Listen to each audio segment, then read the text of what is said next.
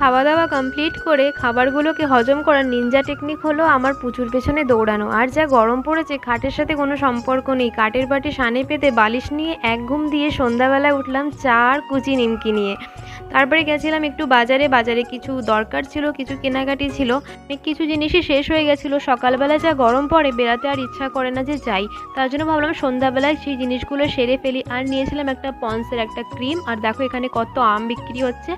তারপরে গেছিলাম ও পারে নাকি একটা টাকার গাছ হয়েছে, সেই টাকার গাছের থেকে টাকা আনতে গেছিলাম। অনেক ছিনাছাপটা করার পরে টাকাগুলো পেলাম। আসার সময় নিয়ে এসেছিলাম চপ, খেয়ে দিয়ে তারপরে চলে আসলাম রান্নাঘরে আটা মেখে একটু পড়তে বসবো। 9:30 নাগাদ আবার যাবো রান্নাঘরে পরোটা করার জন্য। তারপর নিচে এসে দেখি পুচুকে চকলেট দিয়ে গেছে, ও তো পুরোটা খেলো না, আমিই খেয়ে নিলাম। আর রাতের ডিনারে ছিল চানা মশলা, যেটা বর্তা ভাই কল্যাণী থেকে এনে দিয়েছিল। বেশ কিছুদিন আগে খেয়ে ভীষণ ভালো লেগেছিল বলে আবার এনে দিয়েছে। তো রাতে পুচুর দুষ্টুমি দেখো, আমার ওন্না নিয়ে কি না শয়তানি করছে।